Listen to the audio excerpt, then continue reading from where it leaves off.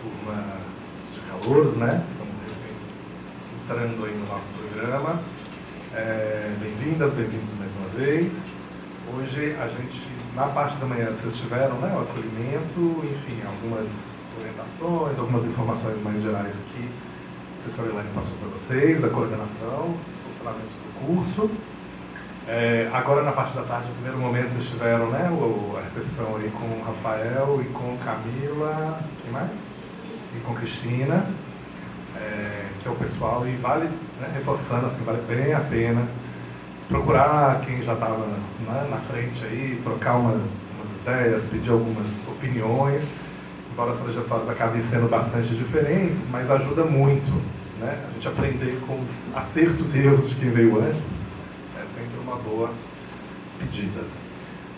Então, agradecer também os três por estarem aí, por acolherem aí nossos estudantes, nossas calouras.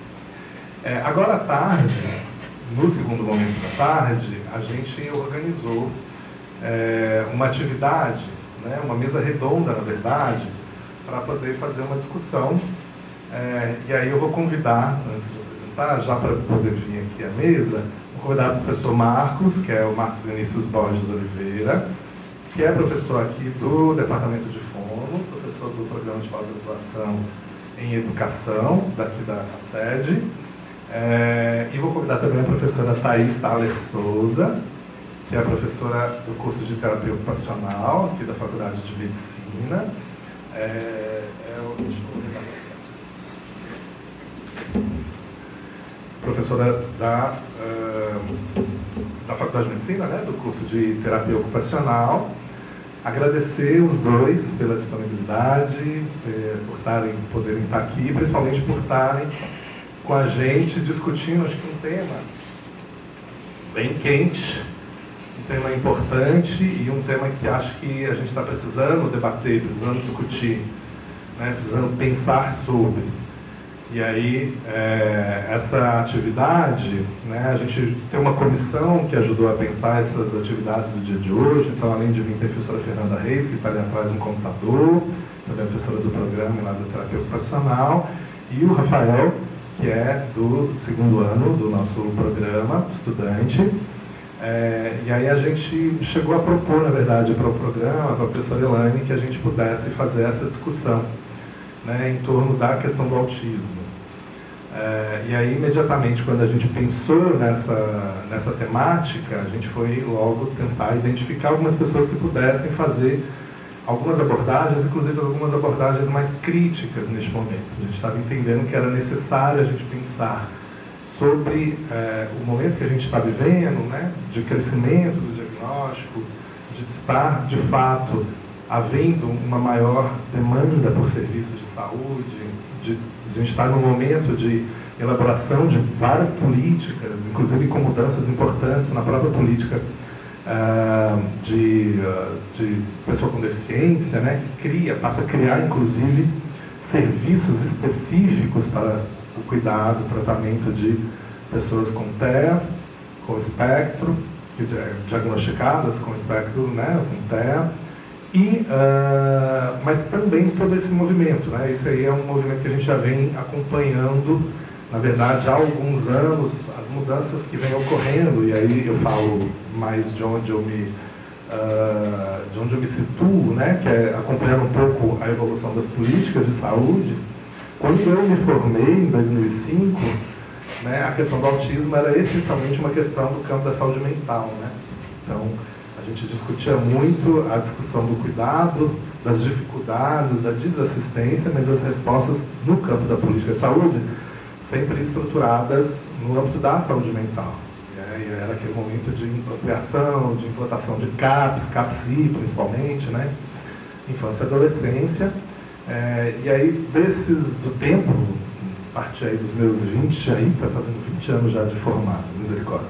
Nesses 20 anos, muita coisa mudou, inclusive a própria compreensão, né, desse espaço, na verdade, em que foram se estruturando a discussão do autismo enquanto política, mas também enquanto cuidado e, inclusive, enquanto reivindicação de usuários e tudo, que aproxima no campo da deficiência, traz para o campo da deficiência com mais força, eu acho, inclusive, hoje, atualmente, que no próprio campo da saúde mental, embora também seja, né, uma questão presente nas duas redes, e aí quando a gente pensa rede de atenção psicossocial, rede de pessoas com deficiência, a gente vê isso previsto lá, isso vai pensar as políticas no campo das políticas, mas também no privado, né, no privado, e aí acho que já trazendo também um pouco das nossas reflexões, o quanto isso tem gerado não só o próprio aumento do diagnóstico, mas também a oferta de serviços de saúde, né, no público e no privado. E aí no privado, em especial, a gente tem observado um crescimento do interesse muito grande de profissionais, e aí estamos falando mais especialmente, no nosso caso, no campo da reabilitação, em ofertar, né, terapêuticas, métodos, clínicas. Então isso tem movimentado toda uma indústria que eu acho que vai desde a própria questão da medicação em si, quanto do próprio diagnóstico, quanto do próprio processo terapêutico, e aí, né, todo um debate em cima de modalidades de atendimento, de perspectivas, né, e basicamente isso tem gerado, isso é o que tem tensionado toda a sociedade de uma forma geral, mas, e aí olhando para o campo das políticas, o próprio Estado a dar respostas e a estruturar respostas para isso. E aí a gente tem entendido, tem pensado, e eu tentado olhar um pouco disso, de todas essas respostas, localizadas justamente neste movimento no campo da sociedade como um todo, né? Este movimento que vai estruturando uma forma de cuidar, uma forma de pensar, uma forma de entender o TEA e também, portanto, uma forma de formar profissionais, uma forma, enfim, de produzir ciência, né? E que a gente vai também percebendo que determinadas perspectivas também vão se adequando, ou vão se fortalecendo, outras vão sendo mais enfraquecidas, ou vão sendo, de alguma forma, questionadas, né? Este movimento que está o tempo todo atravessando o campo da reabilitação, mais especificamente. E aí a gente quis se debruçar um pouquinho sobre esse tema simples, fácil, mas a gente sabe que é um tema bastante complexo e muito necessário, e aí por isso a gente resolveu convidar o professor Marcos, a professora Thaís, que tem aproximações, né, de campos diferentes, de formação, mas que eu acho que trazem uma reflexão importante, vão nos ajudar a pensar e olhar sobre esse objeto a partir do que nós estamos aqui trazendo, essa ideia do complexo industrial do autismo, né? O que está por trás desse momento que a gente está, desse movimento que a gente vive no campo da saúde, né? Quem está no TikTok, quem está no Instagram o tempo todo vê ali, né, os profissionais, a venda de soluções, inclusive bastante milagrosas, muita gente partindo, inclusive, para o autodiagnóstico e uma série de questões que acho que são importantes a gente pensar, mas principalmente localizar nesse complexo, nessa complexidade, né, nesse olhar. E aí o nosso convite é trazer um outro olhar, uma outra discussão para pensar a reabilitação e a questão do autismo em si, né? Então, só antes de passar para eles rapidinho, que eu esqueci de dar meus avisos iniciais, só reforçando, a turma, vocês que são dos calouros, tem uma listinha que está passando, a professora Melissa está ali. A atividade de hoje conta com uma atividade da disciplina de hoje. Aquela lista ali é uma e ali é outra. Ali, quem tem, porque a gente divulgou essa atividade, embora esteja a grande maioria aqui de pessoas do curso, mas acho que também tem pode ter ou chegar pessoas de fora, então a gente abriu hoje como uma atividade de extensão. Então mesmo vocês também podem se inscrever ali, na verdade é uma lista de presença, façam as duas, porque uma conta para a disciplina e a outra que a gente vai certificar enquanto uma atividade de extensão. E aí qualquer pessoa, na verdade, pode ler o QR Code, que vai acessar direitinho, preenche e vai poder participar, vai poder ser certificado dessa atividade do programa. Tá certo? Bom, então, para a gente dar início ao nosso debate, vou convidar, a gente vai começar com o professor Marcos, que vai trazer alguns elementos, algumas provocações para a gente.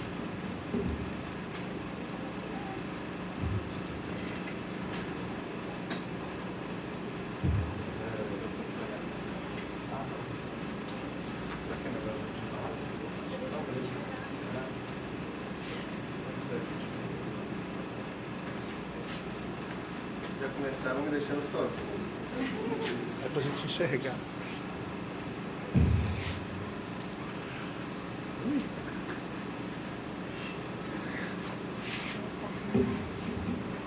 Boa tarde, gente. Quero agradecer pelo convite aqui do programa de pós-graduação, o nosso PPG Reab, né? Já assim apelidado, do qual eu não faço parte, mas falo aqui o nosso porque estou convivendo bastante, né? Eu sou do programa, na realidade, de educação, mas sou fonoaudiólogo, professor do departamento de fonoaudiologia. Eu quero, antes de começar, também saudar os calouros, as calouras, o pessoal que está chegando hoje, dizer que a gente fica muito feliz, né, com essa vontade, né, de fazer pós-graduação, de permanecer na academia, que eu considero algo muito importante. Mas então vamos lá. Também, então, agradeço Vlad, Fernanda, todo mundo que me convidou. Dizer que é muito legal estar aqui, também conhecer a Thaís. E vamos lá, eu vou falar aqui algumas coisas, né? O Vladimir me convidou para falar sobre autismo e sobre o TEA, sobre o autismo. E é sempre um tema, assim, que é um pouco complexo, né? Muito em debate, em visões bastante complexas, assim. E eu geralmente, quando eu falo de autismo, eu procuro me colocar ali no campo da linguagem, que é com que eu trabalho, sobre o que eu falo, o que eu estudei boa parte da minha vida, né? Mas hoje eu estou respondendo aqui a uma demanda mais do programa, assim, da qual eu não vou falar muito disso, vou falar bem pouco na realidade, e vou tentar me concentrar em outros aspectos relacionados ao autismo e a isso que a gente chama aí de uma indústria, né? Dessa indústria do autismo. Então, pode passar, né? Para começar, eu queria contar uma história rápida, porque ela vai ser importante para a gente pensar sobre isso. Não sei se vocês conhecem a história da nova roupa do rei, a nova roupa do imperador, né? É uma fábula escrita pelo mesmo escritor da Pequena Sereia, né? Hans Christian Andersen, mas que ele encontrou escrito de um outro lugar lá em 1800 e não sei quanto, então é bastante antigo, né? Qual o resumo dessa história, né? Existia um imperador, existia um rei que gostava de roupas luxuosas, roupas bacanas, legais, né?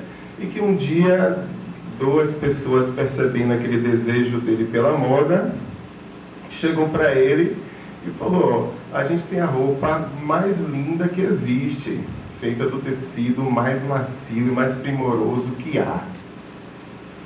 E aí o rei quis ver, e aí eles falaram: olha, só que essa roupa, aí vai depender da versão, né? Só as pessoas muito especiais, ou só as pessoas inteligentes, né? As pessoas estúpidas não conseguem ver esse tecido. Aí o imperador e o rei chegou lá, eles: tá aqui a roupa. Aí o rei: e agora, velho? Será que eu digo que eu sou estúpido? Que eu não estou vendo? Eu não posso assumir isso, né? Porque a roupa está ali. Isso é importante. A roupa está ali. Eu não estou vendo. Não achem que a roupa não estava a primeiro momento, né? Não. Que roupa maravilhosa. Que coisa linda. Vamos fazer um desfile com essa roupa. E aí o rei, o imperador, vestiu e contou sobre esse tecido. E todo mundo na plateia, ele foi andando pela plateia e todo mundo: oh, que roupa maravilhosa, que roupa linda, né? Ninguém quer assumir, né? Que não está enxergando assim, né? Que roupa maravilhosa.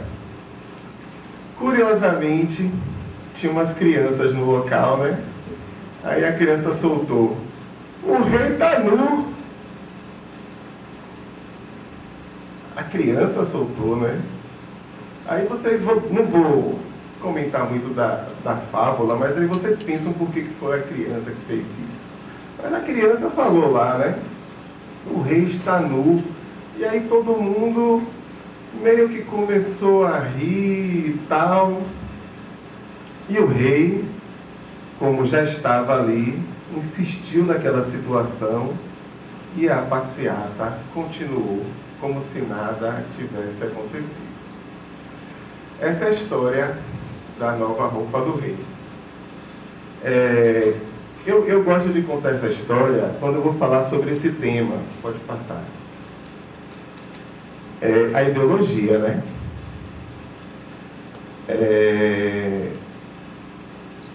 A roupa, ela era feita de ideologia. A roupa, ela era feita de linguagem. A roupa do rei foi feita de uma história. Ela não foi feita de nada. O rei não entrou nu. O rei entrou vestido de uma história. Percebam que o rei inicialmente não chegou nu e falou assim: eu vou andar nu e pronto. Não, ele acreditou, né? Eu estou vestido com esse tecido que só os inteligentes podem ver. Ele acreditou nessa história, ele comprou essa história, né? Essa história, ela nos diz muito sobre ideologia, que é uma parte da linguagem que eu acho bastante... Da linguagem não, né? Que se relaciona com a linguagem, que é muito importante. E para conversar sobre isso, eu queria trazer essa... Porque o motivo da minha fala aqui é pensar que se existe uma indústria do autismo, existe uma ideologia que está suportando essa indústria. Existem matizes ideológicas que suportam essa indústria.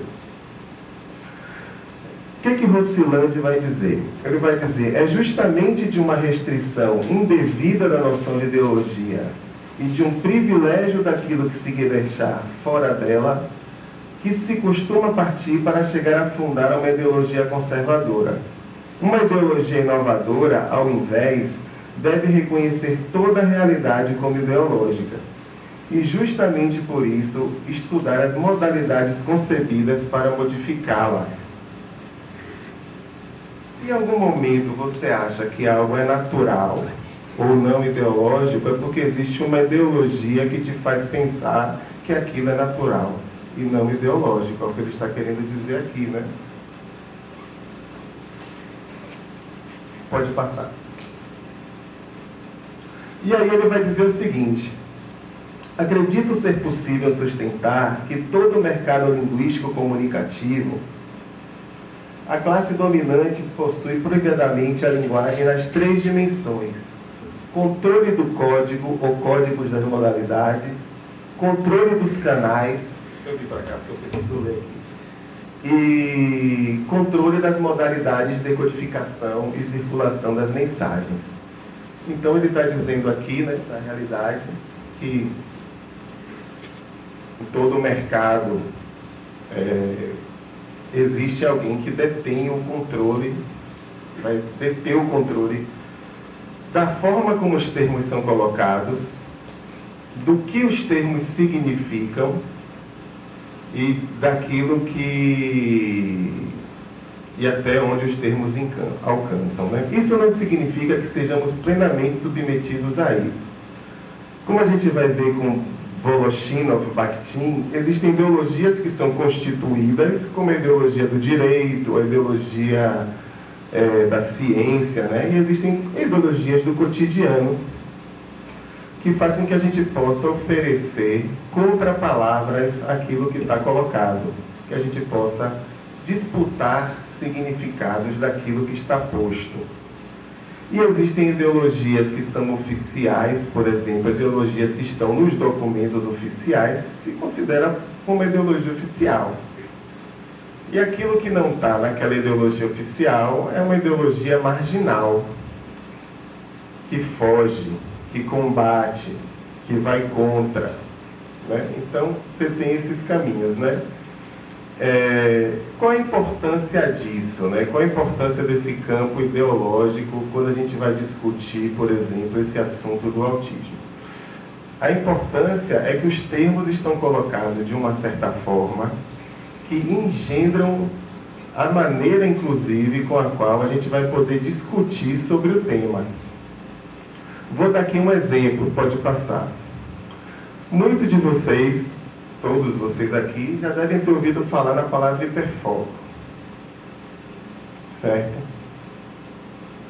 Poucas pessoas aqui conseguiriam definir o que é hiperfoco. Se você buscar cientificamente o que é hiperfoco, você não vai achar quase nada. Eu fiz essa experiência. Abri o Google, falei, vamos olhar aqui. Uma repetição retórica massiva de um termo que você não encontra um eco científico forte. Aí eu falei, não, mas como nós somos pessoas das ciências, eu vou procurar aqui na PubMed para dar uma olhada, se melhora, né? Aí você acha 45 artigos. Mas é uma palavra que todos nós falamos repetidamente, exaustivamente, que está em todo lugar. Aí você coloca hiperfoco imagens, aparece isso aqui, ó. Você pensa, se está inundado assim é porque a gente sabe do que a gente está falando. Lembrem da roupa do rei. Será que a gente sabe do que está falando só porque a gente está falando muito e porque todo mundo está falando? E aí, se eu perguntar para qualquer um de vocês aqui, a partir de que momento um grande interesse por algo vira hiperfoco? O que vocês têm para me responder?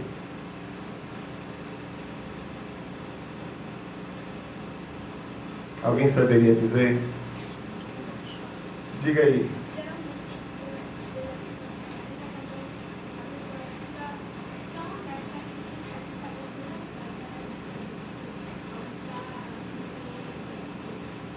Olha aí. Então, a gente tem aqui um elemento. A pessoa está tão imersa em algo que ela esquece de almoçar. Ela esquece de fazer algumas coisas. Então, a gente avança aqui para algo que é assim, então a gente tem uma descrição de algo que pode lhe tomar de outras atividades. Será que isso corresponde a essa realidade aqui?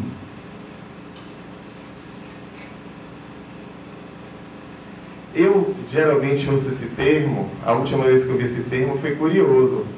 Foi alguém que falou assim, não, é porque meu filho tem TEA e ele tem hiperfoco em futebol.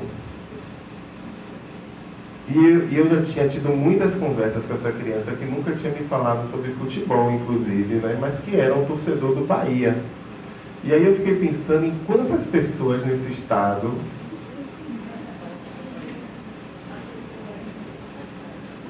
será que, como disse a colega, ele deixa de almoçar por conta do Bahia, né? Então a gente tem que lidar com isso, né? Aí pode passar, por favor. Quando a gente clica no estudo científico, dentro daqueles 47, tem um que está ali para definir o que é a coisa, né? Aí ele vai dizer o seguinte: hiperfoco é um fenômeno que reflete a absorção completa de uma pessoa em uma tarefa, a um ponto que a pessoa parece ignorar completamente ou desligar todo o resto. Ignorar completamente ou desligar de todo o resto. Isso é possível, gente? Vamos lá. Continuando. Aí, nesse texto, ele vai definir o seguinte, ele vai dizer o seguinte, no resumo do texto já. O texto já diz isso. Que é esse texto aqui, se vocês quiserem olhar depois, né? O hiperfoco, embora ostensivamente autoexplicativo, é mal definido na literatura. Em muitos casos, o hiperfoco fica indefinido, contando com a suposição de o que o leitor sabe inerente ao que isso implica. Ou seja, é uma categoria dada como autoexplicativa, não precisa ser definida. Não dá, né? Assim, não há consenso único sobre o que constitui o hiperfoco. E estamos todos falando sobre isso. A coisa mais comum que eu ouço é: meu filho tem hiperfoco em tal coisa. Toda vez eu ouço isso.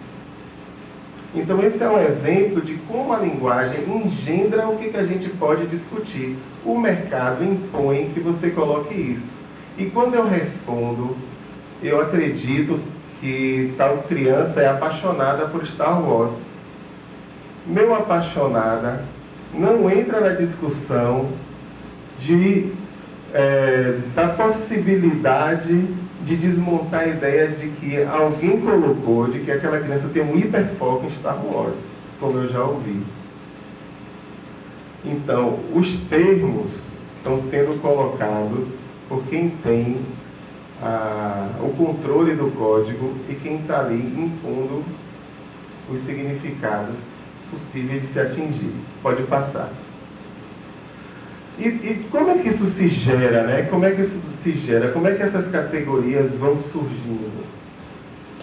Eu acho que aqui é importante fazer uma crítica forte ao DSM, o DSM. Porque é a partir dele, do fato dele ser tomado como uma Bíblia, que houve uma proliferação de sinais. Sinais que nem sempre se referem àquilo que a gente está dizendo. Então, acho que é importante a gente saber que o DSM, apesar das suas pretensões científicas, ele mesmo não cita os estudos científicos que estão baseando aquelas pretensões. Muita gente aqui deve achar que o DSM é feito por um conselho Jedi que não erra nunca, né? Que é uma coisa assim do tipo: eles falaram, nós repetimos. Eles são... Gente, é um grupo de pessoas cheias de interesses. A ciência, ela é ideológica. Eu já vou entregando isso aqui desde já. Não são pessoas livres de interesse, livres de motivações que estão escrevendo isso aqui, né? Do DSM-2 ao 5, centenas de novos diagnósticos foram fabricados sem que correspondessem a nenhuma descoberta. Assim, não é uma coisa do tipo: olha, eu estou criando esse diagnóstico porque eu descobri algo cientificamente. Não. Foram criados sem que houvesse uma descoberta que consistisse naquilo. Fendrick vai dizer: o Manual de Psiquiatria, em suas últimas versões, é nem mais nem menos um tratado behaviorista da patologização mental da vida privada, graças à qual quase todo comportamento desviado de normalidade intangível, estabelecido em relação ao que se espera, tem a possibilidade de ser definido e de ser medicado.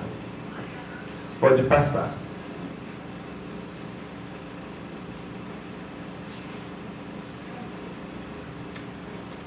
E aí, eu sempre gosto de trazer esse autor. Por quê? Porque esse autor, Francis Allen, ele escreve um livro chamado Voltando ao Normal, porque ele foi uma das pessoas que liderou a força-tarefa que escreveu o DSM-4.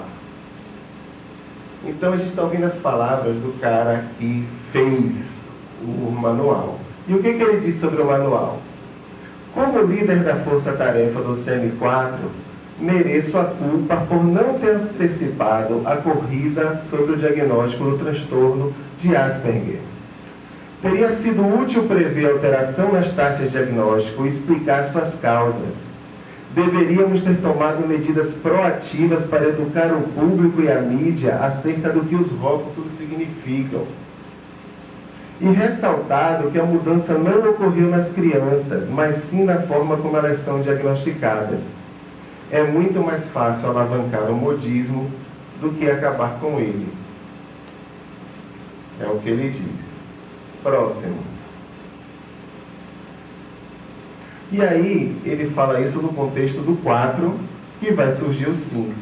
E ele vê que o 5 está sendo feito por uma comunidade médica que ele considera inexperiente, que diz que vai romper paradigmas. E aí ele diz: E se não fizermos nada para conter a galopante inflação diagnóstica que já está expandindo a fronteira da psiquiatria, muito além de sua competição sem cuidado, motivo pela grandiosa, porém quixotesca, ambição de mudar paradigmas. E aí foi o que aconteceu, né? Aconteceu. O DSM-5 ele aconteceu. Pode passar para o próximo. O que ele fala sobre, ele costuma usar esse termo, epidemia de autismo. Ele diz, o Asperger saiu do nada para se tornar o diagnóstico do dia. E a explicação genérica para todo tipo de diferença individual. Cerca de metade dos jovens hoje diagnosticados não cumpre critérios quando esses são aplicados com cuidado, e cerca de metade superará em avaliações futuras. Quando o autismo, o TDAH, o transtorno bipolar pediátrico foram pré-requisitos para admissão em uma pequena classe cheia de atenção individuais, casos dúbios foram empurrados para essa categoria, e logo nasce uma epidemia. É assim que ele descreve. Pode passar. Bem, ele vai dizer então sobre indústria, né? Que a indústria é engenhosa, notavelmente eficiente no que diz respeito ao marketing, ao lobby, em todo esse investimento, né? E, enfim, divulgação na TV, imprensa, educação continuada. Pode seguir. Bem, aqui a gente chega então a esse outro autor, que ele vai chegar à conclusão de que o grande aumento de casos de autismo, na opinião dela, né, é provavelmente a mudança na cultura no sentido de aplicação de rótulos médicos a si próprios e aos outros, e a interpretação de problemas e diferenças menos graves num quadro de diagnóstico e não qualquer outro quadro, como político. Estamos vivendo a era de ouro do diagnóstico. É a conclusão que ela chega. Pode passar. Como ela considera que é um caso de medicalização, cabe a mim também dizer um pouco do que seria essa medicalização de maneira muito breve, né? A medicalização é um tipo de racionalidade em que você desloca questões que são de cunho social ou mesmo de cunho individual, né? Enfim, essas características são tomadas a partir de uma única explicação determinista biológica, na maioria das vezes, né? Então, aquilo que seria de um quadro político-social acaba sendo responsabilizado unicamente pelo indivíduo. Pode passar. E aqui a gente chega, então, nessa obra, que eu acho que é a obra que tem a ver, de fato, de maneira mais central com essa palestra de hoje, que é quando Broderick escreve o livro que chama O Complexo Industrial do Autismo, né? E que ela vai, então, perceber como o autismo se torna, num período de fomentação, vamos dizer assim, né? Dentro de uma concepção ideológica neoliberal, como um produto a ser negociado, vendido, comprado ou trocado, nem sempre favorecendo aquelas pessoas que são autistas, mas favorecendo um próprio campo de mercado e de estabelecimento de uma mercadoria. Então ela vai dizer, na produção do autismo como mercadoria, esse complexo industrial produz simultaneamente o mercado, seus consumidores, seu próprio controle monopolista, por meio da produção para o consumo de necessidade, consentimento, legitimidade de lógicas intervencionistas. Pode passar. E aí acho que é importante colocar o quê? Ela vai dizer que o diagnóstico tornou-se incorporado no sistema financeiro, que passou a depender desse diagnóstico para a sua sustentabilidade e crescimento. E a categoria diagnóstico fornece um incentivo para fabricar pessoas com diagnóstico, cuja presença e necessidade apoiam essa infraestrutura financeira. Tá certo, valeu. Então, assim, o que a gente está colocando aqui, né?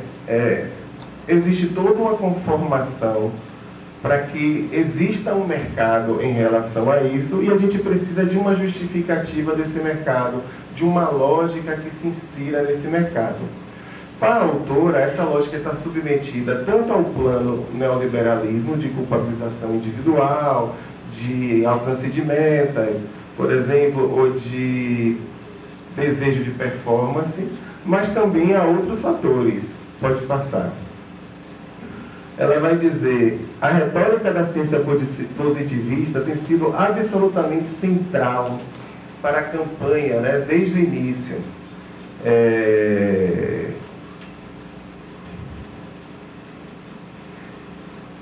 Então, pode passar para o próximo, por favor? Era esse que eu queria ler. Isso. Embora o capitalismo neoliberal, sem dúvida, sustente a totalidade dessa indústria, a ideologia mais específica também impulsiona circunstâncias históricas particulares do seu surgimento e desenvolvimento, que, ao contrário do capitalismo, tem sua própria tecnologia proprietária. A ideologia da psicologia comportamental operante e suas tecnologias associadas à análise comportamental aplicada.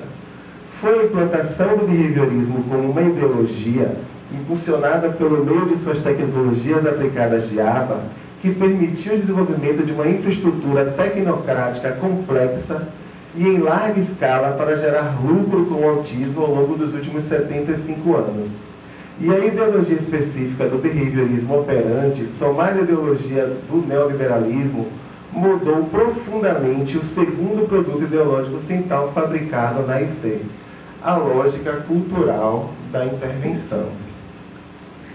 Então ela vai colocar as coisas nesse termo, né, de como esse mercado, na realidade, ele se encaixa também com uma ideologia que pauta um caminho único e específico de intervenção. Vamos colocar dessa forma, né? E aí, assim, meio que já em vias de finalização, não sei exatamente quanto tempo eu tenho, mas, assim, uns 5 minutos, né? Então, assim, eu queria comentar um pouco, né, sobre como essa indústria tem me rodeado. A mim mesmo, no caso, né? Como essa indústria tem se colocado para mim. E aí eu coloquei algumas coisas ali que todas têm a ver comigo. E todas têm a ver com essa indústria. Por exemplo, em determinado momento, eu parei há um ano atrás e pensei, pô, vou olhar aqui, né, Ministério da Saúde, se tem algum curso sobre autismo que seja interessante que seja interessante para eu fazer e tal, né?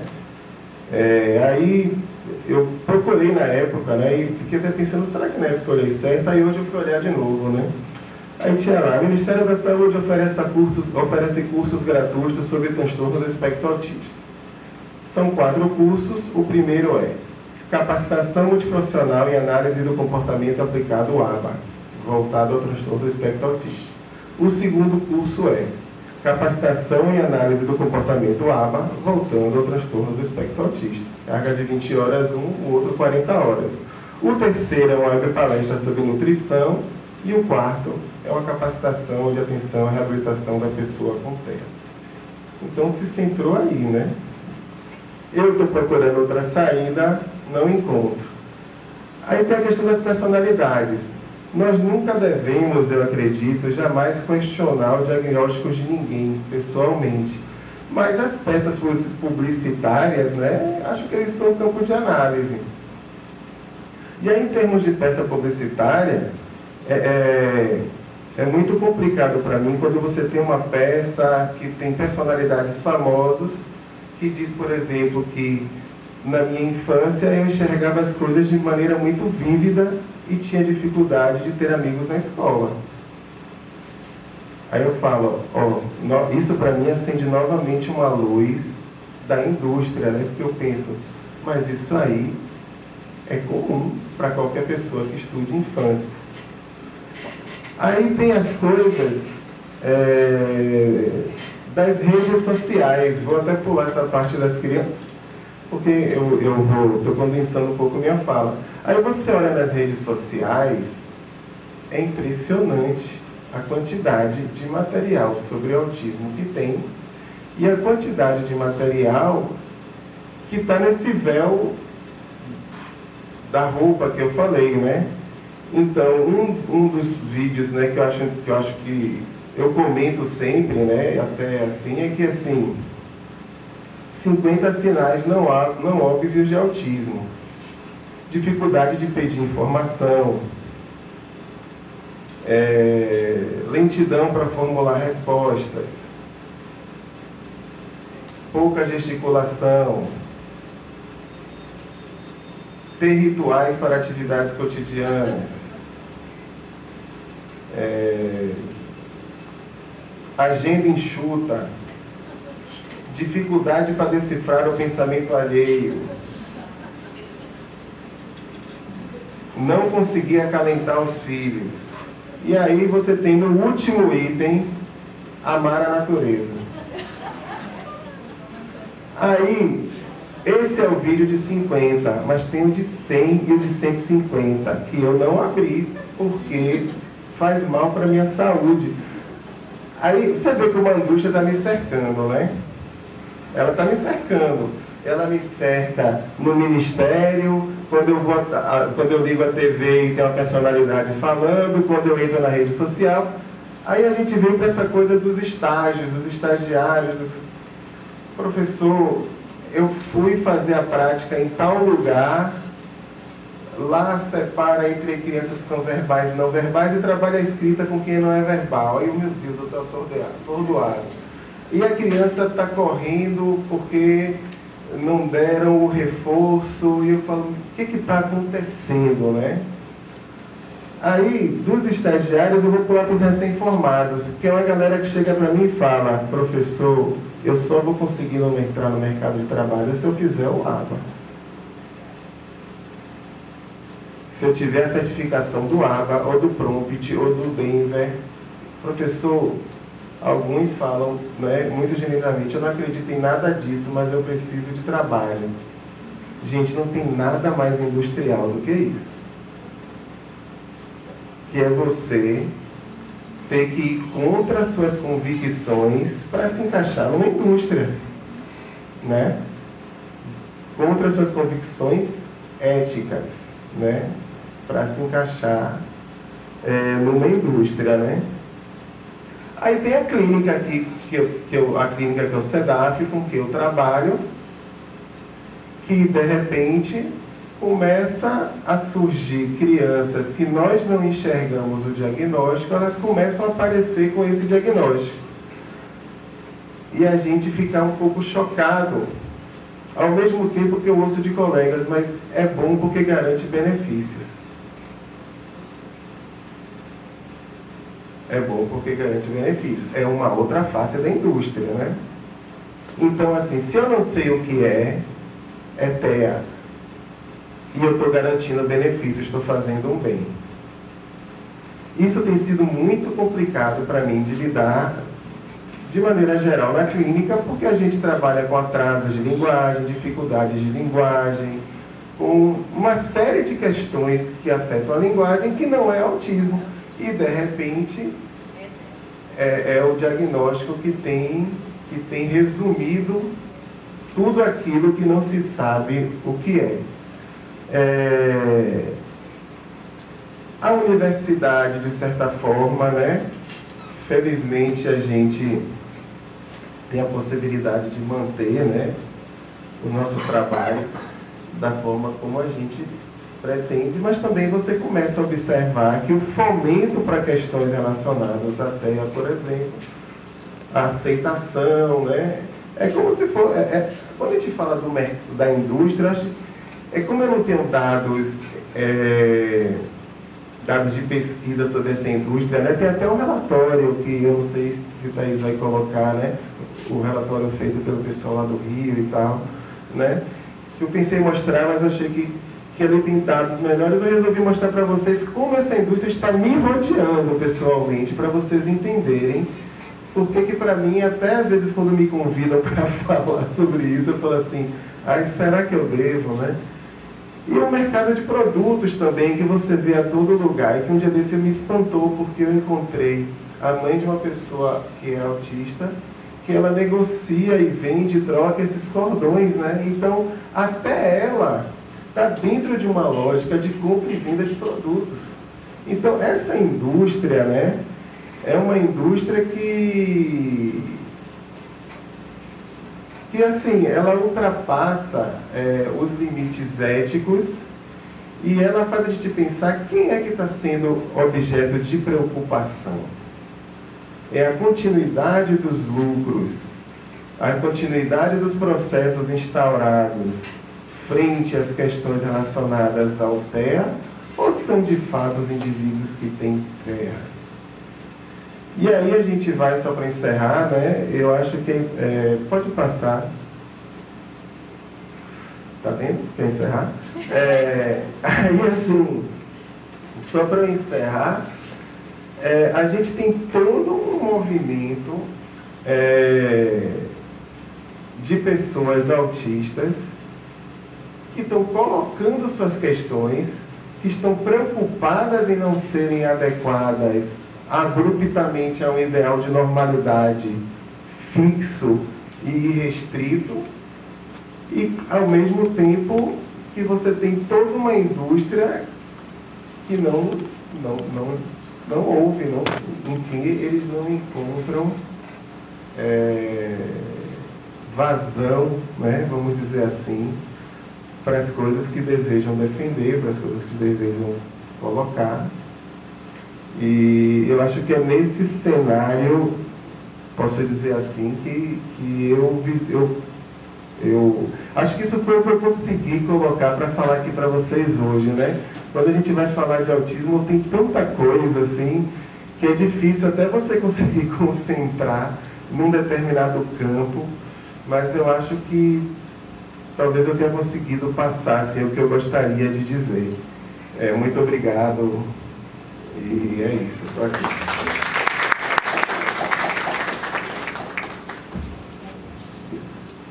Vou ficar em pé aqui logo, agradecer Marcos pela fala dele. Eu acho que você trouxe várias expressões desse fenômeno que a gente está querendo justamente discutir, né?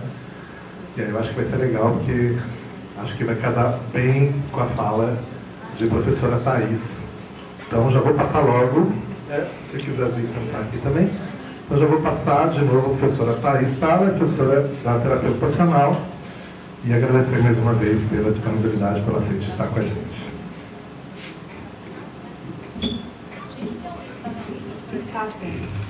Boa tarde, gente. Olha, eu concordo tanto que a vontade de falar assim, gente, vamos todo mundo pro bar, que é isso mesmo, tá? Mas como eu tô grávida, eu vou fazer essa fala agora também, porque se eu não posso beber, ninguém pode, entendeu? Então a gente vai conversar um pouquinho. Esse tema tem sido muito discutido no Rio, né? Realmente tem um grupo de pesquisa, que eu faço parte, que é a Rede Nacional de Pesquisadores em Saúde Mental Infantil e Juvenil. Então, essa apresentação, a gente tem um GT, a gente tem um grupo de trabalho de pessoas que a gente se divide nas diferentes frentes. Não é o GT que eu estou de frente, eu estou mais com o GT do CAPSI, né? CAPSI, CAPSI-J, mas é uma discussão que a gente tem feito de forma muito coletiva, justamente porque é importante a gente difundir sobre essa temática agora. Né? Então, além de estar nesse papel de pesquisadora junto com esse grupo, eu também estive 12 anos na RAPS, a Rede de Atenção Psicossocial Infantil-Juvenil, na saúde mental infantil-juvenil. E quando eu estava na RAPS, a gente tinha sempre um público, né, que ali variava, ali tinham pessoas com deficiência intelectual, tinham psicose, tinham grupos diversos, né, e autistas também. E quando eu estava na ponta, eu comecei a observar junto com meus colegas de trabalho esse fenômeno. E a gente começou a observar muito da ponta. Então a gente acabava se misturando. Será que é isso mesmo? Será que isso está acontecendo aqui? Ou será que isso é uma coisa que está acontecendo de maneira global? Então quando a gente está na ponta, a gente acaba não entendendo a dimensão. quando a gente acaba indo para a pesquisa ou discutindo de forma coletiva, como a gente está fazendo aqui, a gente observa que é algo muito maior, né? Então, quando a gente começou a observar uma mudança, quando começaram a chegar muitos encaminhamentos, né? Tanto dos médicos, enfim, quanto também de serviços privados, de todas as ordens, assim. E era aquele grande pacote básico, né, que já vem com a prescrição completa, né? TO, integração sensorial, 3 vezes por semana, fono 3 vezes por semana, APA e risperidona, né? Então a gente tem toda uma sequência com a medicalização também, então era aquele grande pacote, aquela cesta básica do autista, que ele fazia uma consulta de 15 minutos, já saía com o diagnóstico, a prescrição do monitor para a escola, inclusive, né? E toda essa situação acontecendo, e a gente não entendendo muita coisa e tentando absorver de alguma forma aquela demanda que estava aparecendo, mas que ficava inviável, né? Você pensar num serviço CAPESI, que atendia toda uma população, às vezes, né, como era o nosso caso, de atender 3 vezes por semana, né, esse diagnóstico. Então, e esses diagnósticos muitas vezes eram bastante agressivos, né? Então ligavam e falavam assim, Thaís, ele está andando nas pontas dos pés, vocês têm que atender. Qual que é a marca de cuidado que você promoveu com essa família? Que tipo de orientação vocês estão fazendo? Porque acaba ficando isso, transformando essa população em algo tão que só os especialistas conseguem realizar alguma marca de cuidado que ninguém mais faz nada. Então aquele usuário chega num serviço e aquela mãe não é orientada, por exemplo, que ao se retirar as telas pode favorecer o desenvolvimento da linguagem, né? Então a gente acaba tirando coisas básicas, assim, né? Então eu vou discutir um pouco o que está acontecendo, o que a gente observou na rede com as pesquisas. Então eu vou pedir só para descer um pouquinho para apresentar quem está mais de frente com esse GT, que é a Amanda, né, a Cristina Ventura, que inclusive essa semana foi convidada pelo Ministério para poder reolhar esse documento do autismo, né? A Bárbara e o Pedro Delgado, que também está supervisionando e tem também contribuído muito com esse processo de discussão. Então, não podemos prosseguir nos estudos sobre autismo sem uma análise crítica e abrangente do que permeia esse fenômeno. Então, eu acho que essa abertura do que foi dito vai já... que eu vou conseguir passar aqui algumas coisas que eu não tinha pensado em falar, né? Então, é um fenômeno social, cultural, político e econômico. E eu quero trazer alguns dados políticos, principalmente porque ano passado ano passado? As eleições municipais foram, né? Teve as eleições municipais que foram permeadas ali com essa moeda de troca que foi o autismo, né? Então, tem um atravessamento muito grande também na política ali, então, inclusive de projetos de lei que eu vou trazer aqui, e mais recentemente na realidade brasileira. Então, sobre as consequências desse fenômeno e de seus correlatos, formulações, execuções de políticas públicas e na execução propriamente do cuidado. Pode passar? Pode passar. Eu acho que eu vou só dizer que, como foi dito no começo, né, essa população, no começo, ela era realmente circunscrita ali à saúde mental. Então, a gente tinha ali a política de saúde mental como a principal referência nesse cuidado. Então, quando a gente fala em cuidado em saúde mental, a gente não se orienta pelo diagnóstico em si. Então, ele aparece no que a gente chama entre parênteses. Ele está ali, ele é uma variável importante, a gente tem que conhecer como é que funciona para esse diagnóstico, só que quem está em destaque não é o diagnóstico, é o sujeito. É o sujeito com as suas histórias e o sujeito no encontro com essa patologia, com esse transtorno, o que seja. Então, quando a gente, eu como um sujeito autista, eu me encontro com essa patologia, eu tenho um determinado tipo de sofrimento ou não, né, um modus operandi ou não. Então, é nesse encontro que a gente vai trabalhar na saúde mental. Então, a gente tem ali, a gente trabalha por meio do território, então a gente tem que estar próximo desse território, que não é geográfico, ele é um território, né, subjetivo também, um território que tem ali subjetividades aqui do próprio território, a intersetorialidade, ou seja, a gente trabalha necessariamente na saúde mental entre setores. Então a gente conversa com a educação, a gente conversa com a saúde, a gente conversa, né, com a arte, a cultura, e o cuidado de forma ampliada, que no caso da saúde mental e infanto-juvenil é necessariamente ampliada, não tem como a gente ficar trabalhando sozinho, né? Então foi o campo da saúde mental que teve, né, e sob esse modelo do modelo psicossocial, que se direciona por esses conceitos e ferramentas, além do projeto terapêutico singular e tudo mais, e outras ferramentas que a gente conseguiu ter esse cuidado inicial aí com essa população. Pode passar. Ainda que os cuidados aos autistas não devam ser restritos à saúde mental, coube ao CAPES-IJ, né, o CAPES-IA aqui, no início do século XXI, e em nome do SUS, afirmar que era também responsabilidade da atenção psicossocial ao cuidado de autistas em situação de sofrimento, contrapondo-se à história de desassistência por parte da saúde mental pública para com essas pessoas. Então a gente tinha ali alguém falando assim, não, a gente, independente de qualquer tipo de diagnóstico, esse sujeito está em sofrimento, a gente vai estar fazendo cuidado, né? Então, a gente tem aí algumas coisas que vão atravessar aí o nosso cuidado, né? O tema foi marcado por controvérsias, conflitos e questões clínicas que foram acontecendo, e a nossa história, a história do Brasil, ela é diferente do que acontece nos Estados Unidos e é diferente do que acontece na Itália, por exemplo, né? E conhecer um pouco de como é que foi essa história esclarece muito pra gente as coisas, tá? Não vou ganhar nada por isso, mas eu tenho um livro que é bem interessante em relação a isso, que é Autismo em Tradução, e ele foi feito por um grupo que se reuniu num congresso e sentou, vamos conversar sobre isso e sobre o que está acontecendo no mundo, e eles fazem um resgate histórico ali de como é que se desenvolveu nos Estados Unidos, no Brasil, na Itália. E no Brasil a gente tem uma característica muito interessante, que é a questão dos pais dos autistas, né?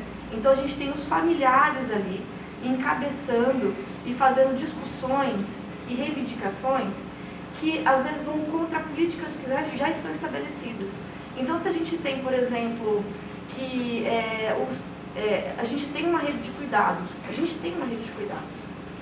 e que ela não se direciona para o diagnóstico, e a gente vê uma mobilização familiar que exige um serviço único e exclusivo a partir dessa nomenclatura do autismo, a gente vê que está tendo um surgimento de algo, uma tentativa de algo novo, né, de querer descobrir a roda ali, porque já temos um serviço que vai prestar essa assistência. Será que não seria melhor a gente destinar uma verba melhor para esse serviço, que vai atender não só os autistas, mas todas as outras patologias que podem estar ali, né? Então a gente não tem que ter um serviço único e exclusivo para autistas, mas serviços bons, estruturados, com uma boa verba, né? Que vão dar uma estrutura interessante e que vão atender todas essas diferentes patologias, né? Então a gente acaba tendo uma história brasileira que é muito mobilizada por esses familiares, né?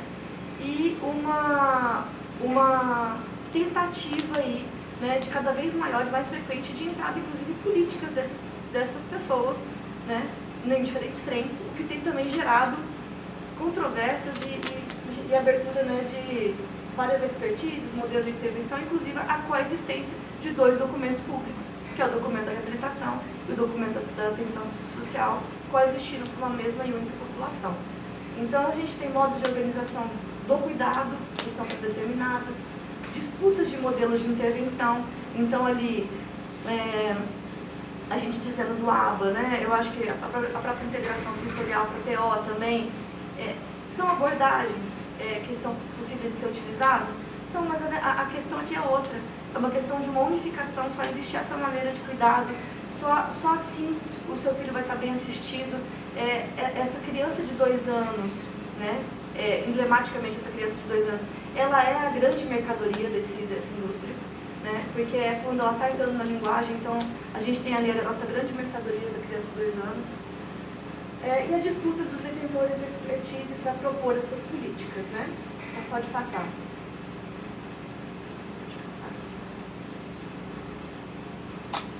Então a gente teve esses GTs dos ministérios, né, que teve a criação simultânea desses 2 documentos, né, com diretrizes diferentes, e alguns aspectos antagônicos para atenção aos autistas.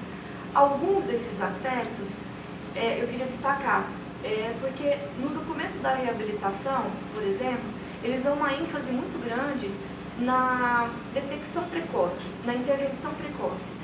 Isso tem sido a grande bandeira para você estar com uma boa saúde. Então, a promoção em saúde em si é um conceito muito discutido, porque ele se afina algumas vezes a essa própria medicalização e a mercantilização da vida. E no autismo, a gente também tem essa questão agindo com detectores, né, com testes cada vez mais precoces. E a gente vê, inclusive, isso na rede social. Como detectar que o meu bebê tem autismo já na própria gestação. E vocês podem imaginar, depois que o Instagram descobriu que eu estou grávida, eu recebo, e eu ainda consumo esses materiais de autismo, né? Então, assim, tá bombando para mim que eu já posso diagnosticar agora o meu bebê se eu quiser. Então, assim, a gente tem cada vez mais precoce esse diagnóstico que antes, já quando era bebê, já era possível, né? Agora a gente tá mais rápido ainda. Então, eu não sei daqui a pouco como é que vai ser, né? Então, em que pé que a gente vai chegar. Então, essa é uma grande diferença, e também porque isso favorece cada vez mais rápido o consumo. Se eu detecto cada vez mais rápido esse autismo, também eu consigo consumir cada vez mais rápido produtos e profissionais e saberes e tudo mais, né? Não pode passar. Eu queria apresentar, né, essas duas grandes linhas aí, que são... elas dizem coisas semelhantes, trazem coisas interessantes, mas tem algumas perspectivas que são realmente antagônicas. Isso acaba abrindo espaço, né, para o que a gente estava discutindo, que é o mercado privado. Se a gente tem uma divergência aqui entre a gente vai conseguir ter brechas ali e entrar cada vez mais no mercado privado. Pode passar. Então, a falta de consenso no ordenamento do cuidado sugere um enfraquecimento da institucionalidade política e pode constituir um dos elementos significativos no processo de apropriação do tema pelo mercado privado, é o que a gente tem visto. As necessidades de pessoas autistas passam a ser vistas como oportunidades para negócios lucrativos, bilionários, né? Então, pode passar.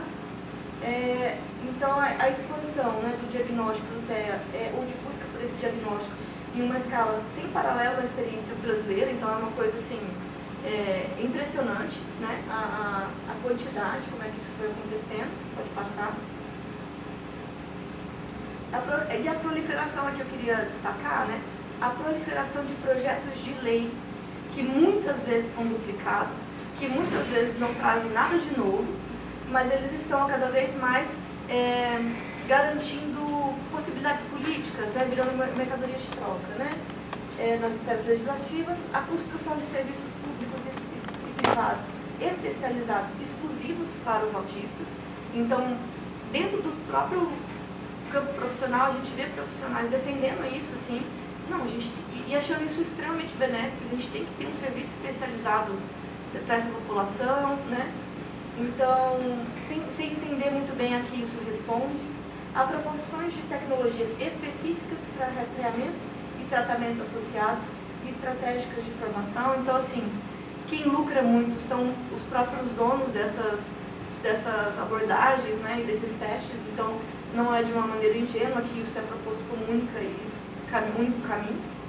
A oferta no mercado privado de inúmeros produtos para autistas, né, e estratégias de marketing. Isso tem sido... chega até a ser engraçado, mas depois você chora. Primeiro você ri, depois você fala assim, não, que triste, não tenho o que fazer. Como é que eu posso lutar contra isso, né? Pode passar. Estes elementos interconectados parecem engendrar essa questão da mercadoria, mercado consumidores. Não vou me repetir aqui, porque eu acho que isso foi muito bem dito. E também essa obra, né, que foi feita do Complexo Industrial do Autismo, né, da Broderick, só que a gente tem que também fazer a gente vai ter que fazer um estudo e um aprofundamento do que está acontecendo no Brasil, porque a gente tem especificidades, somos um país periférico economicamente, como é que isso tem se dado aqui, como é que isso tem se dado nos Estados Unidos, né? A gente tem que fazer um aprofundamento disso, e é o que esse grupo tem tentado fazer. fazer alguns levantamentos, e toda vez que a gente consegue realizar essa fala com algum grupo, é quase uma unanimidade, um desabafo, né, uma tentativa de, nossa, era isso mesmo, que bom que alguém está tentando sistematizar isso de alguma maneira na pesquisa, né? Então, não é o intuito, né, aplicar o que está acontecendo lá, o que está acontecendo aqui, porém a gente pode compreender essa noção, né? Porque realmente, a partir do momento que eles se debruçam sobre isso, a gente consegue pensar, poxa, realmente está acontecendo um fenômeno que é mundial, o que está acontecendo, né? E algumas convergências e divergências. Pode passar? Pode passar. Então, para esse complexo, né, a mercadoria é o autismo, né, e tudo que é autista, então, principalmente aí essa criança de 2 anos. O mercado é a intervenção, né, então ali a gente tem a formação, o marketing, os produtos, os aplicativos, os brinquedos. Então a gente tem cada vez mais coisas especializadas, então um brinquedo que era absolutamente um brinquedo passa a ser um brinquedo para autistas, né, enfim. E os consumidores, as famílias, as escolas, os profissionais, todos nós que, como os alunos, né, querem fazer o curso de aba porque aí conseguem entrar no mercado, né, essas famílias que chegam às vezes com esse diagnóstico e realmente se assustam e tentam consumir e descobrem que tem que consumir um tanto de outras coisas para poder estar tendo esse filho bem assistido, né? Então é bem delicado. Então, o que a gente tem tentado fazer, né? Os pesquisadores têm abordado e explorado criticamente a produção social e cultural, né, da deficiência, e pouco tem se debruçado sobre essa compreensão da deficiência a partir da economia política, né, e a economia capitalista neoliberal. Então, a gente vê muito esse embasamento nas políticas da deficiência e pouco pensando nessa questão da deficiência, dessa política da deficiência social também, que traz algumas discussões mais ampliadas do que seria a deficiência, né, de quem é considerado deficiente, o que a gente está esperando com essas políticas de inclusão ou não, né? Então, eu vou passar aqui, porque eu acho que essa parte foi bem dita, né, Então, aqui, o complexo industrial né, do autismo seria, portanto, um sistema, né, que trabalha para fabricar o autismo como uma mercadoria, transformando tudo que é autismo em matéria-prima para extração de lucro. E aí, eu não sei vocês, mas assim, vários amigos já chegaram em mim e falaram assim, ó, eu tenho autismo, descobri agora. Então, assim, eu vou até contar o caso desse amigo, esse amigo me perdoe, mas ele falou que ele tem hiperfoco, trazendo um hiperfoco. Ele falou, você não gosta de ir pra academia, eu tenho hiperfoco em ficar em casa e comer e beber. Eu falei, mas eu tô bem. Ele teve a ousadia de dizer isso pra mim, entendeu? Então, assim, a gente tá lidando com uma coisa assim que eu falo assim com os meus amigos todos. Eu falo assim, olha, existem diferenças neurológicas e que não é porque você tem dificuldade de chegar a conversar com uma pessoa que você está dizendo que você é autista, né? Ou que por você querer ficar em casa comendo pizza ao invés de ir na academia, não é um hiperfoco. Isso não é um hiperfoco, posso te garantir. Então a gente está aí com um complexo mesmo, né? Pode passar. Algumas coisas a gente tem que estar atento como profissional. O inimigo, vamos pôr assim, né? Vamos botar aí bem entre aspas, ele vai ganhando também roupagens, que eu acho que a gente também tem que saber identificar para além daquela roupagem que aparece pra gente. Então a gente tem táticas discursivas que a gente tem que saber destrinchar o que está acontecendo, dinâmicas de poder nessas ideologias, né? Institucionalizações burocráticas e econômicas, que esse neoliberalismo ele vai entrando aí na nossa saúde, nossa vida cotidiana. Pode passar. Aí eu vou passar. Pode passar, Nanda. Aqui é só para mostrar para vocês que a lógica operante, né, a narrativa cultural sobre o autismo vem a política de verdade e ciência. Então, a prática baseada em evidência, ela é uma coisa que vai auxiliando nessa roda girar, né? A política do medo. Então, seu filho não está fazendo TO com integração sensorial, então ele não vai desenvolver. Então, tem uma política de medo e de esperança que vai fazendo essa roda girar, né? E que é alimentada por essa prática baseada em evidência, né? E a gente tem aí uma narrativa cultural sobre esse autismo que está acontecendo nessa mototerapia. Pode passar. Eu vou passar, eu quero só mostrar alguns exemplos. Aqui, essa aqui foi uma conferência que foi feita nos Estados Unidos, e essa é uma conferência de investimentos, tá? De investidores. Então, uma conferência de investidores bilionárias que aconteceu nos Estados Unidos. Então, isso não vai acabar tão cedo, tá? Pode passar. Pode passar. Pode passar aqui. Esse aqui é o objetivo da pesquisa deles, né? Mas pode continuar. Aqui, o que a gente vê também é que as políticas públicas, né? No cenário do Poder Executivo, são inúmeras as notas técnicas, os decretos, as resoluções, as portarias, que muitas vezes se contradizem, a reformulação das políticas, né, das pessoas com deficiências, que recebeu 540 milhões, né, por meio da nota técnica de 2024, a habilitação de núcleos de atenção a crianças com TEA, que estão recebendo uma grana violenta. Enquanto isso, um incentivo de 20% que são destinados, né, ao CERS, que realizam atendimento voltados e um incentivo ainda mais de 20% ao CER que atende pessoas com autismo. Mas, em contrapartida, o CAPES-IA não recebe nada, né? Pode passar. Então, a gente tem aqui que atualmente a gente tem apenas 314 CAPES-IA habilitados, tá? E, né, além desses editais, além dessas notas, né, os editais de financiamento do governo, chama a atenção, né, que o fato de não terem nem sido objeto de investimento semelhante, muito pelo contrário, né? E o processo da habilitação do CAPES-IJ pelo Ministério da Saúde ficou praticamente estagnado aí de 2019 a 2022. Obviamente, a gente tinha um contexto político conturbado, né? Mas também isso. Pode passar. Então, ó, de junho de 2024, tá? Que foi o levantamento de PLs no portal da Câmara dos Deputados, a partir de termos autismo, né? 386 projetos de lei. A análise temporal revelou o crescimento exponencial do tema do autismo a partir de 2019, sendo que em 2023 atinge um ápice de 135 proposições criadas ao longo do ano. Aí a gente tem um gráficozinho que vai ficar bem claro aqui pra gente. A quantidade de PLs, tá? De projetos de lei por ano voltado para autismo. A crescente do que tem sido e do quanto isso evidencia que isso é político. Pode passar. A criação do partido Agir, o Partido do Autista. Né? Então, eu acho que vai estar dizendo bem claramente do que está acontecendo, né? Pode passar. As eleições municipais, né? 2,4 milhões destinados à APAI, né? Esse Robertinho Mori, espero que não seja parente de ninguém. Centro de atendimento, né? Então a gente tem aí diversos tipos de campanhas que giram em torno disso. Pode passar. Serviços públicos para autistas, né? Então, assim, com estruturas maravilhosas, né? Estruturas assim, padronizadas, com financiamento estatal, municipal e parlamentar, principalmente, isso tem sido muito mobilizado, né? Um cenário mercadológico. Então, a gente vê aí centros de reabilitação, clínicas exclusivas. Acompanhamento do transtorno do espectro autista. Aí isso vai fazendo uma catatal de coisa. Porque daí a gente começa a ter abertura desenfreada de cursos EAD, que são focados para esse tipo de população.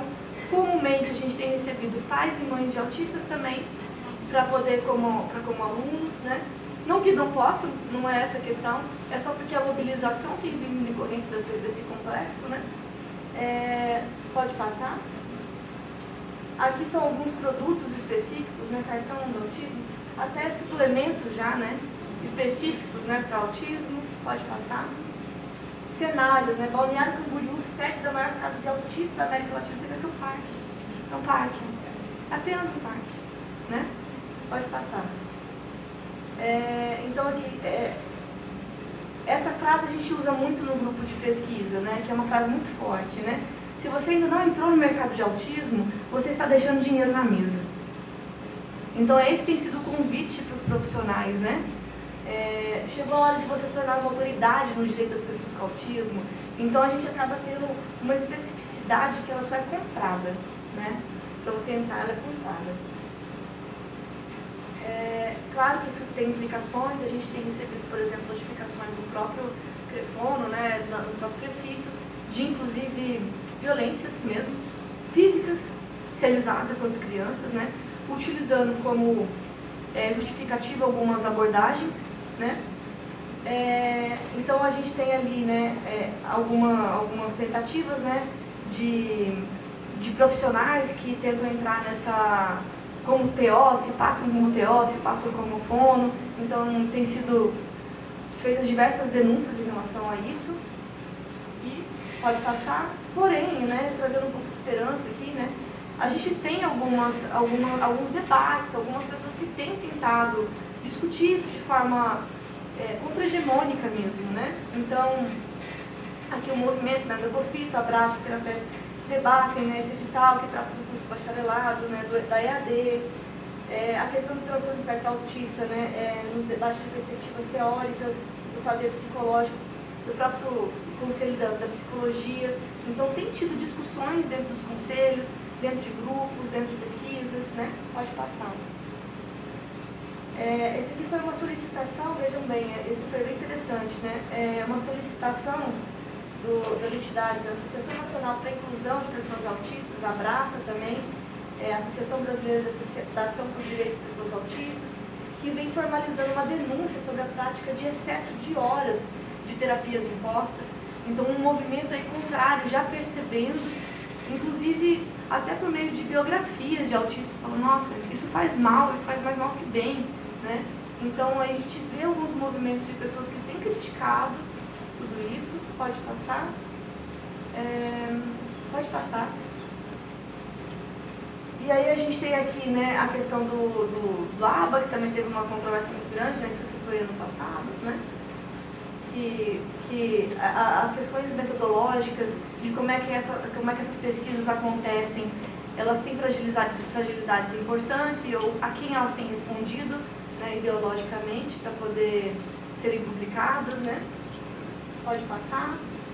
Esse aqui também é um exemplo só de um artigo, né, sobre essas associações e meta-análises, que inclusive foi muito criticada essa meta-análise. Pode passar. E aí, aqui, o que eu queria, eu acho que deve ter acabado até o tempo, né? 1 minuto. Então, assim, bem preciso, né?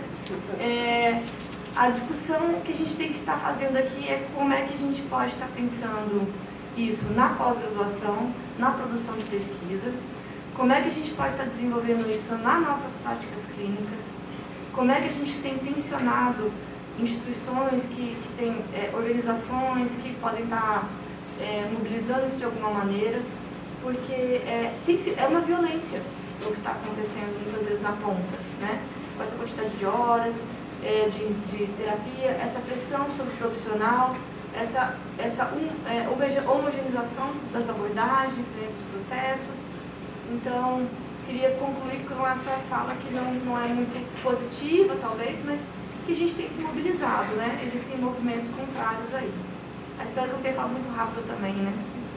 Parecendo um rapper aqui. Obrigada, viu?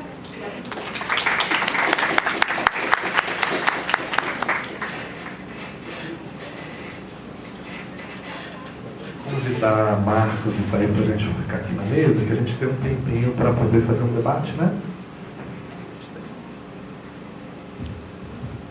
16 horas agora. 17.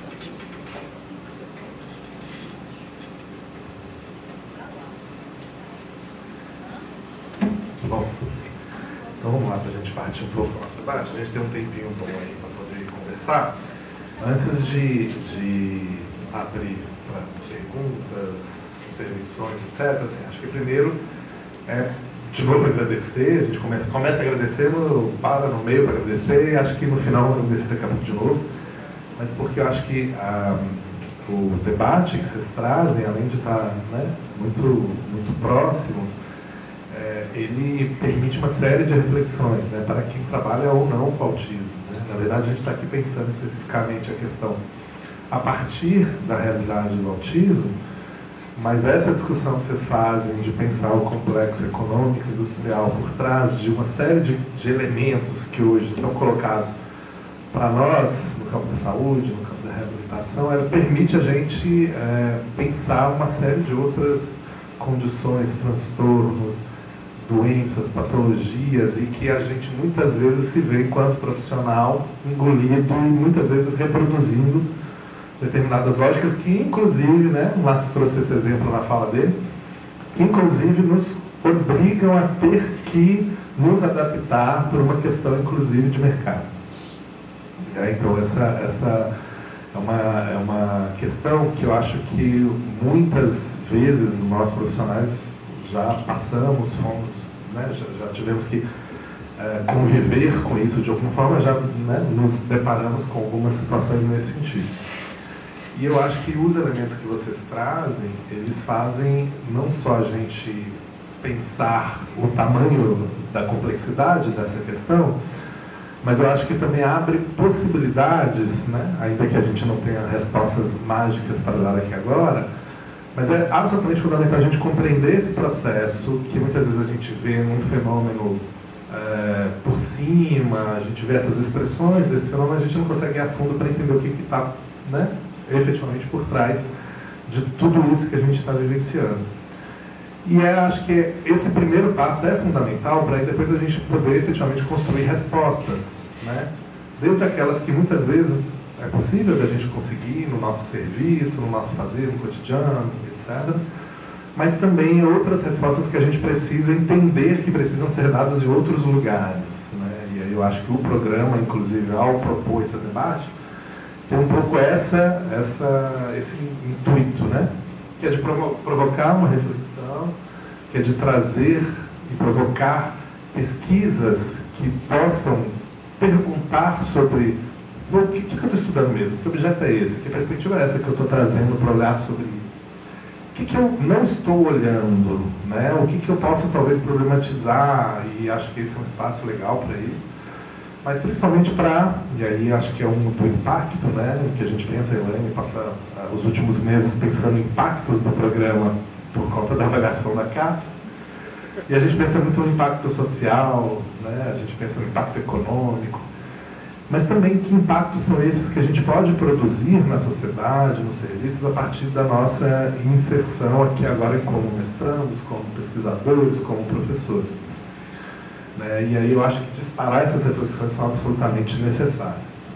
Eu anotei vários elementos que eu quero colocar, mas antes de eu falar, eu vou abrir aqui primeiro para quem quiser falar, fazer uma rodadinha aqui inicial de talvez 3 perguntas, pode ser?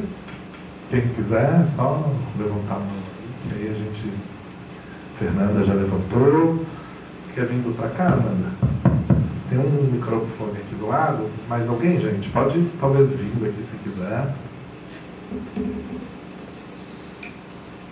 Boa tarde, pessoal. Ai, esqueci que não era sem fio. Agradecer também, né? O Vlad falou que a gente vai agradecer o tempo todo. Ele estava ali, nossa, que massa, né? Que debate importante. E agradecer, né? Vocês estarem aqui. Acho que é um pouco quem estava mais cedo, a gente estava falando desse olhar crítico, né? Que a gente vai desenvolvendo no PP de Reab, que é um programa para isso, né? Que é pensado para não só pensar o que é padrão ouro, para algumas intervenções, isso também, mas como que isso se insere em uma lógica de política, como isso se insere em uma lógica social, em uma lógica de direito, de cidadania, de participação. Então, acho que muito, muito legal. O que Marcos, né, que disse que eu nem falo tanto sobre isso, deu uma super aula aqui pra gente, muito, muito bacana. Thaís também, obrigada. Assim como o Marcos colocou, né, que esse mercado está se circundando, eu acho que para todos nós, né, nós da terapia ocupacional, os acríticos têm colocado que a gente tem se beneficiado, né, com esse complexo. Salários de R$25 mil, abertura de cursos e valorização, né? Eu falava há 20 anos atrás que fazia terapia ocupacional e as pessoas, o que é isso? né? Não conhecia. Hoje, quando eu falo que sou terapeuta ocupacional, todo mundo tem um exemplo de alguém que tem autismo, que está sendo assistido por terapia ocupacional. E essa não é uma vantagem, né? Essa não é uma vantagem, a gente tem que ser muito crítico a isso, inclusive porque o nosso curso, que sempre foi preterido, né? Nas aberturas de curso, hoje a gente tem EAD, a gente tem, como a Thaís colocou, né? Muitas pessoas se passando por profissionais, né, com exercício legal da profissão, e aí, às vezes, com outra graduação, se passando por terapeuta ocupacional, às vezes sem graduação nenhuma, e isso é muito sério, né? Isso é muito sério, tanto para a nossa categoria profissional, que também vem sendo explorada, né, nessas clínicas, como esse próprio documento aí, né, que a organização dos familiares, né, que estão um pouco mais críticos e antenados a esse processo, tem sinalizado. Mas eu acho que a gente tem um dever, né, enquanto profissionais da reabilitação, enquanto profissionais de saúde, independente se isso tem ou não relação com o nosso objeto de trabalho e de pesquisa, saber falar sobre isso e trazer uma outra lógica para isso, porque se a gente sentar num ponto de ônibus, em qualquer lugar, alguém vai dizer assim, ele é TEA suporte 1, ele é TEA suporte 1. E aí eu fico assustada, assim, recentemente eu estava no aniversário e isso aconteceu, olha, ele é TEA suporte 1, isso aqui, eu não queria nem falar sobre aquilo, porque a criança estava brincando, participando, e falando, meu Deus, o que é essa lente, né? A gente sabe o que é que o carimbo faz, carimbo do diagnóstico faz com os nossos usuários. Então, assim, que infância é marcada por isso, né? Então, as pessoas que têm TEA, que vêm me dizer que tem TEA adulto, aí, eu diagnostiquei TEA, eu falei, que bom que você não descobriu antes, né? Porque talvez você nem fosse o que você é hoje. Porque talvez fosse tanta marca de interdição, tanta marca, né, o que a gente tem do capacitismo hoje, de superproteção, de tantos elementos de atitudes capacitistas que poderiam ter interditado a vida dessas pessoas. Eu sempre falo isso, que bom que você descobriu agora, né? Talvez você não seria você. Então, assim, isso é muito sério, né? Isso é muito sério, a gente está falando sobre a vida das pessoas, uma vida que vai ser marcada por isso. E que lida com o temor, né, de familiares, de não fazer o que precisava ser feito no momento correto, porque essa ciência que a gente está falando aqui, ela também propaga uma oportunidade de desenvolvimento muito perversa, né? Como se a gente não envelhecesse ao longo da vida inteira, ou não se desenvolvesse ao longo da vida inteira, como se tivesse só um período de desenvolvimento. Então, tem muita coisa, né, nesse elemento, nesse debate. E, para finalizar, o elemento da judicialização, né? Que é extremamente perverso para o Sistema Único de Saúde, para os serviços de reabilitação, enfim, para a rede, como eu falo muito da reabilitação, porque eu acompanho os serviços de reabilitação, e para os familiares, né? E assim, o quanto que a judicialização também vai mobilizar, ou já tem mobilizado, a retirada de direitos de pessoas com outras deficiências, né? Porque uma vez que o TEA suporte 1, que vai ser quase metade da população já, né, com esse hiperdiagnóstico que a gente tem acesso aos mesmos direitos daquelas pessoas que têm muitas limitações, né, uma vez que a gente não tem aí ainda tudo baseado no CID, né, a gente ainda não tem mecanismos, né, de avaliação desses benefícios com um espectro de necessidades, enfim. Então está todo mundo tendo acesso a todos os direitos que foram arduamente conquistados pelas pessoas com deficiência. Não estou aqui dizendo se tem que ter ou não tem que ter. O que acontece é que esse movimento já tem proporcionado um freio em determinados acesso a direitos, como, por exemplo, redução de isenção de impostos para a compra de carro. Então, isso com uma boa parte, né, da população, classe média alta, enfim, ricos, tem filhos diagnosticados, estão pleiteando essas isenções, as pessoas já estão, opa, isso aqui era uma minoria, a gente estava dando isso para uma minoria que talvez nem fosse chegar aqui, mas agora está chegando muita gente, né? Então, até nesse aspecto dos direitos, né, e do quanto que esse mercado agrada a uns e desagrada a outros, a gente também tem que disputar, né? Então, sempre que a gente vai pensar em um problema social, a gente vai ter que pensar, isso aqui é problema para quem? Então, é problema para o SUS, certamente, é problema para os usuários, para a família, para alguns setores da universidade, não vou dizer todos, e a gente pensar para quem mais, né, que isso é um problema. Então é isso, agradecer mais uma vez pelo debate. Aí era bom se a gente sempre tivesse, né? Fiquei pensando agora, ciclos de debates, assim, o PPG Rab. Acho que isso é muito, muito bacana, muito bom.